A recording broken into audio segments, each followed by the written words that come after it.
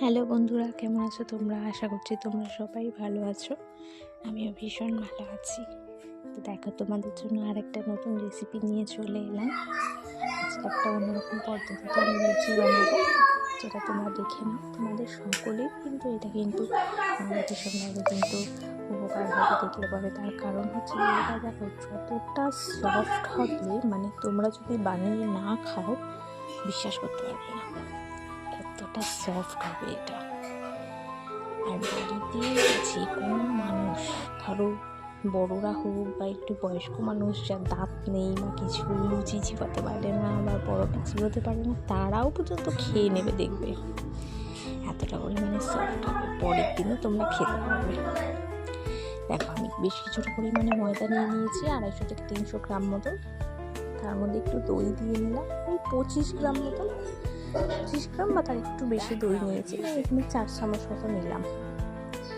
একটু চিনি দিয়ে নিয়েছি, স্বাদ মতো একটু লবণ দিয়ে নিয়েছি, আর একটু তেল দিয়ে নিলাম। দিয়ে এটাকে আগে ভালো করে মাখবো, ঠিক আছে?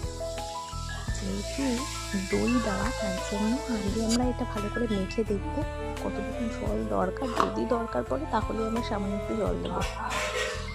সামান্য একটু জল দিয়ে আমি ডোটা মেখে নিয়েছি। বেশ এরকম একটু চিটচিটে ভাব হবে কিন্তু ডোটা। বেশ আমি 40 মিনিট মতন এটা রেখে দিয়েছিলাম রেস্টে। তোমরা কমও রাখতে পারো এর বা বেশিও রাখতে পারো। আমি 40 মিনিট মতন রেস্টে রেখেছিলাম। এবার আমার ডোটা একদম রেডি। এবার আমি লুচি বানাবো। এখানে আমি একটু ছোটো ছোটো করে লেচি করে নিয়েছি। আটা কড়াইতে বেশ খানিকটা তেল গরম করতে বসিয়ে দিয়েছি। তেলটা গরম হয়ে এলে আমি এবার লুচিগুলোকে ভেজে ফেলবো। চলো দেখা যাক লুচিগুলো কেমন হয়। দেখো, আমি তেলে দিয়ে দিয়েছি, নেওয়ার সাথে সাথেই মোটামুটি ফুলতে শুরু করে দিয়েছে।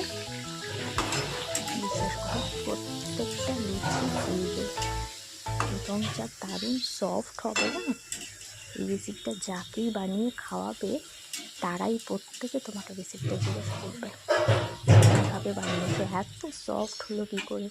আমরা সাধারণত জানি আটার লুচি বেশ নরম হয়, একটু খাওয়া যায়, ময়দাটা গরম গরম খাওয়া যায়, ঠান্ডা হলে একদম একটু শক্ত হয়ে যায়, তখন যেন চিবোতে ভালো লাগে না। দেখো কি সুন্দর ফুলে উঠেছে, দেখো কি সুন্দর ফুলে ফুলে উঠেছে লুচিগুলো।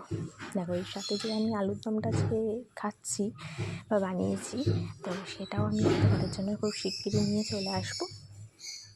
আজকের জন্য আমি এই লুচিটাই দেখালাম, তোমরা কিন্তু দেখো।